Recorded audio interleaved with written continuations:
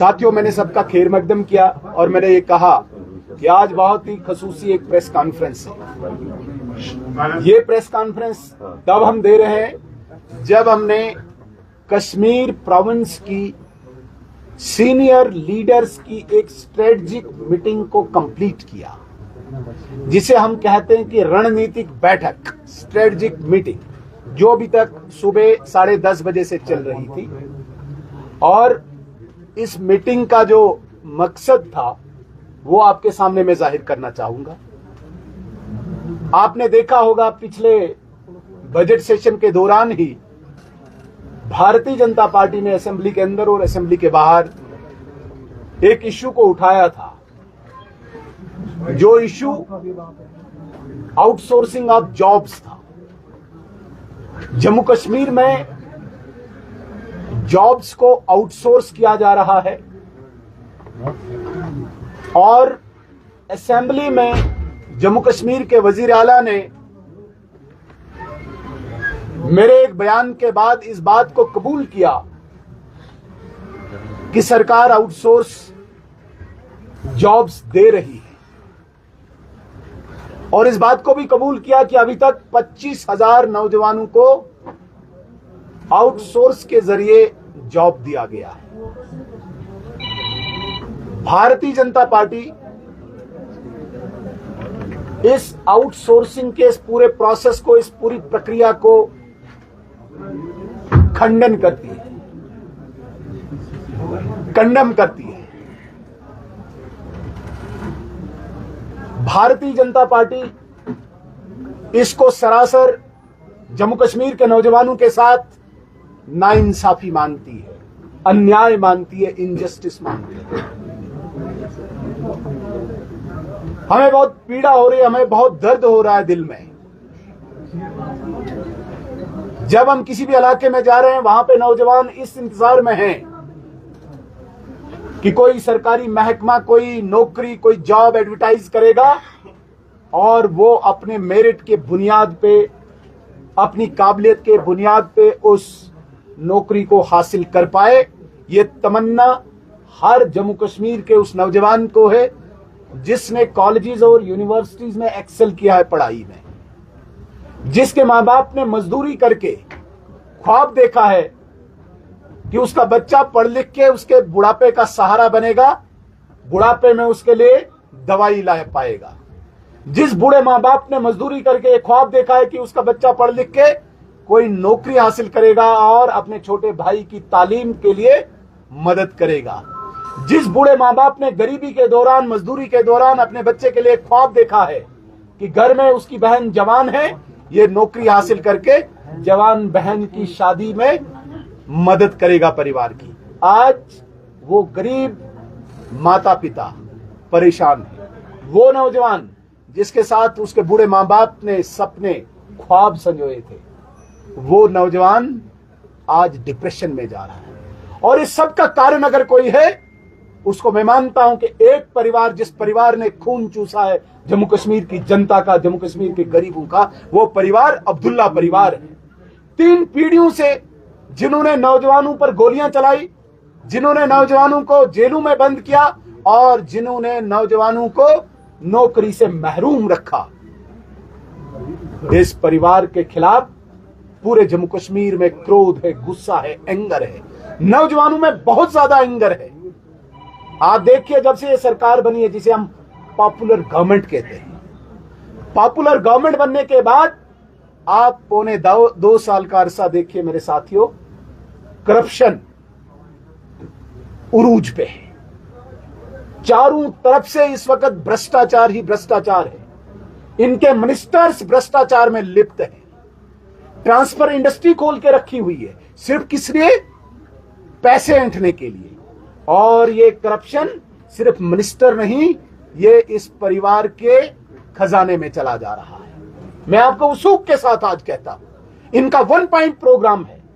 जम्मू कश्मीर में सरकार इसलिए चलाओ कि भ्रष्टाचार करना है, करप्शन करनी है। ट्रांसफर इसलिए करना है कि करप्शन करनी है, और करप्शन के जरिए जो पैसा जमा होगा उसके हिस्से अलग अलग करो। एक हिस्सा मिनिस्टर रखेगा, एक हिस्सा अफसर रखेगा और एक हिस्सा इस परिवार के, इस खानदान के खजाने में जमा होगा। ये मैं वसूख के साथ कहता हूं, बड़ी रिस्पॉन्सिबिलिटी के साथ कहता हूं। ये हमारी बदकिस्मती है कि जिसको हम पॉपुलर गवर्नमेंट कहते हैं वो करप्ट गवर्नमेंट है, करप्ट मिनिस्टर्स हैं, सबूत हैं इस वक्त एजेंसीज के पास। हम गुजारिश करना चाहेंगे जितनी भी इंडिपेंडेंट इन्वेस्टिगेटिंग एजेंसीज हैं वो सामने आए और इनको बेनकाब करें, इनको नंगा करें। वरना इस परिवार ने जहां पे 1 लाख से ज्यादा यहां पे कत्लो गारत किए हैं, वहीं दूसरी तरफ से अब नौजवानों के साथ अन्याय करके, नाइंसाफी करके उनको डिप्रेशन का शिकार बना रहे हैं। बदकिस्मती ये है, जिस सरकार को जवाबदेही यहां पे देनी चाहिए थी, जम्मू कश्मीर के इस प्लेटफॉर्म पे जवाबदेही इस बात की देनी चाहिए थी कि पौने 2 साल गुजर गए, आपके 10 किलो अनाज किसी को नहीं मिला। पौने 2 साल गुजर गए, आपकी 200 यूनिट की बिजली किसी को नहीं मिली। पौने 2 साल गुजर गए, आपकी 1 लाख नौकरियां किसी को नहीं मिली। पौने 2 साल गुजर गए, आपके 12 सिलेंडर किसी को नहीं मिले। अपनी नाकामयाबियों को छिपाने के लिए एक शगुफा और तैयार किया। समझ ही नहीं आता इस परिवार के शगुफे पे क्यों जम्मू कश्मीर की जनता आज भी आकर्षित होती है, अट्रैक्ट होती है। इन्होंने कितने ड्रामे किए, 3 पीढ़ियों से इन्होंने ड्रामे किए, आप देख लीजिए। और आज ये तीसरी पीढ़ी जिस प्रकार का ड्रामा कर रही है कि इस जवाबदेही से भागकर वो दिल्ली में जंतर मंतर पे एक ड्रामा करने जा रही है, एक अयवाश करने जा रही है। क्या बात करते हैं आप? स्टेटहुड, जिस स्टेटहुड की आप बात करते हैं, जिस स्टेटहुड के नाम पे आप करप्शन कर रहे हैं, जिस स्टेटहुड को आगे आप पेंट करके दीवार को रखते हैं और उसके पीछे सिर्फ सरकार इसलिए चला रहे हैं कि आप लूटें जम्मू कश्मीर को। आप नौजवानों के नाम पे, आप आउटसोर्सिंग के नाम पे अपने कारकुनों को नौकरी दें, आप आउटसोर्सिंग के नाम पे अपने कारकुनों के रिश्तेदारों को नौकरी दें, कोई मेरिट न रखें और फिर उसके बाद वजीर आला साहब ये कहें कि नहीं आउटसोर्सिंग बैकडोर नहीं होता है। क्यों नहीं होता है भाई? कैसे नहीं होता है? आपने डेली वेजेस जब लगाए, आज वो रेगुलर की डिमांड कर रहे हैं, तो किसके अगेंस्ट करेंगे? वैकेंसीज के अगेंस्ट। मींस ये स्कैम है, ये सिर्फ बैकडोर अपॉइंटमेंट नहीं है, ये अपॉइंटमेंट स्कैंडल है। पहले आप आउटसोर्सिंग के नाम पे उनको अपॉइंट करो और उसके बाद रेगुलराइजेशन के लिए मुहिम चलाओ और रेगुलर करो। और जो मेरिटोरियस है, जिसने पढ़ाई में एक्सेल किया है, जिसने अपने माँ बाप के बच्चों का, अपने माँ बाप का ख्वाब पूरा करना है, उसको बेचारे को डिप्रेशन के अलावा कुछ नहीं मिलेगा। जब इस जवाबदेही के लिए आपको लोग सवाल पूछते हैं, आप बोलो जंतर मंतर पे हमें स्टेटहुड लाना है। बड़ी बदकिस्मती है, बहुत बदकिस्मती है ये। इसलिए मेरे साथियों, भारतीय जनता पार्टी ने आज ये स्ट्रेटेजिक मीटिंग इसलिए की, हम एक मास मूवमेंट खड़ी करना चाहते हैं नौजवानों के बीच, और ये मूवमेंट होगी आउटसोर्सिंग के खिलाफ। नौजवानों के सपनों के जिस तरीके से इस सरकार ने रौंदा है, उसके खिलाफ एक मूवमेंट शुरू करना चाहते हैं हम, और उस मूवमेंट का आगाज सेक्रेटरीट घेराव से हम करेंगे। बहुत जल्दी आने वाले दिनों में हम यहां पे एक एजिटेशन शुरू करेंगे, और ये एजिटेशन सिर्फ कश्मीर में जिसका आगाज होगा, ये यहीं पे नहीं खत्म होगी। ये मूवमेंट मोहल्ले मोहल्ले तक, गली गली तक जाएगी, नौजवानों के बीच में जाएगी। सिर्फ इंसाफ की लड़ाई होगी, नौजवानों के इंसाफ की लड़ाई होगी, नौजवानों के हक की लड़ाई होगी। इस हक की लड़ाई और इस इंसाफ की लड़ाई का आगाज कुछ दिनों में हम कश्मीर के सेक्रेटरीट से शुरू करने जा रहे हैं।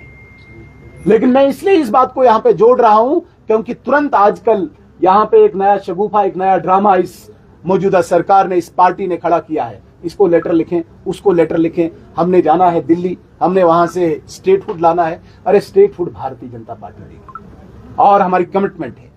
आम जनता जो है, इवन कश्मीर की जनता, उसे भी ये पूरा विश्वास है कि भारतीय जनता पार्टी के जो सीनियर क़यादत है, वो जो कहते हैं वो करते भी हैं, और वो लेके आएंगे स्टेटहुड। बदकिस्मती ये है, ठीक मुझे पिछले 15 अगस्त 2025 की वो वजीर आला की वो स्टेटमेंट नहीं, स्पीच याद है, जिसमें उन्होंने कहा था कि नहीं स्टेटहुड के लिए मैं घर घर जाऊंगा और सिग्नेचर कैंपेन चलाऊंगा। बदकिस्मती है, 1 साल हो गया। क्या वो याद है? किसी ने याद दिलाया? मैं जर्नलिस्ट साथियों से भी गुजारिश करना चाहना नहीं, इनके असेंबली के इलेक्शन के इस कैंपेन में इन्होंने कहा था कि मैं मीटर तोड़ दूंगा अगर कहीं पे मीटर लगा होगा। लेकिन उन्होंने क्या कहा कि मेरी आंटी के घर में मीटर लगा है, इसलिए सबके घर में मीटर लगना चाहिए। जो इनके घर में जो इनकी आंटी के घर में हो रहा है वही सबके घर में होना चाहिए। मैंने एक बार सवाल पूछा था, आपकी आंटी के घर में मर्सिडीज है, आप गरीब के घर में भी मर्सिडीज भेजो। आपकी आंटी के घर में 3 मंजिला मकान है और सब डेकोरेशन लग्जरी कंफर्ट्स हैं, आप जरा भेजो वहां पे भी। लिहाजा आपकी आंटी का कंपैरिजन आम गरीब की जनता के साथ नहीं कर सकते। और इसी तरीके से जो आपके कारकुन के रिश्तेदार आजकल जॉब हासिल कर रहे हैं और गरीब को आप रोंद रहे हैं और इस सब की जवाबदेही से आप भागना चाहते हैं, दिल्ली जंतर मंतर पे एक ड्रामा करना चाहते हैं, इससे अब जम्मू कश्मीर की जनता वाकिफ हो चुकी है। Bharatiya Janata party principal opposition party होने का दायित्व निभाएगी और नौजवानों के हक की लड़ाई, नौजवानों के जॉब की लड़ाई, जिसको आप आउटसोर्स कहते हैं, इसको हम अपॉइंटमेंट स्कैंडल कहेंगे, इसको हम अपॉइंटमेंट स्कैम कहेंगे। मैं तो चाहूंगा कि बड़ी सी बड़ी एजेंसी इसको इन्वेस्टिगेट करे और इनको बेनकाब करे, लेकिन जब तक इन्वेस्टिगेटिंग एजेंसी बाहर आती है, सामने आती है, तब तक भारतीय जनता पार्टी का फर्ज बनता है नीचे एक मोहल्ले से लेके सेक्रेटरीट तक हम ये लड़ाई लड़ेंगे। इसकी शुरुआत और इसका आगाज हम कश्मीर से करने जा रहे हैं। मैं दोबारा एक बार आपके चैनल के माध्यम से जरूर ये बात जम्मू कश्मीर की जनता तक पहुंचाना चाहता हूं। इनके झूठ में आप नहीं आइए। इनको कहिए कि 12 सिलेंडर की आप बात कीजिए, इनको कहिए आप 10 किलो अनाज की आप बात कीजिए, इनको कहिए आप 1 लाख नौकरियों की बात कीजिए, इनको कहिए आपकी 12 सिलेंडर और 10 किलो अनाज, जो मैंने कहा 200 यूनिट बिजली की बात करिए।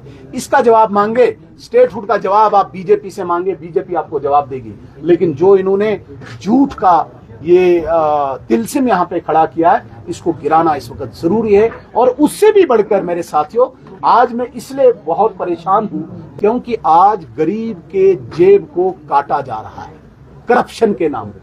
आज आप तहसीलदार के ऑफिस में जाइए, बीडीओ के ऑफिस में जाइए, जेडीओ के ऑफिस में जाइए, डीएफओ के ऑफिस में जाइए, जो भी ऑफिस आप देखेंगे वहां पे सिर्फ पैसा लाओ, इधर से लाओ, उधर से लाओ, दाएं से लाओ, बाएं से लाओ, पैसा जमा करके हमने ऊपर पहुंचाना है, एक परिवार का खजाना दोबारा भरना है। तो कब तक चलेगा ये?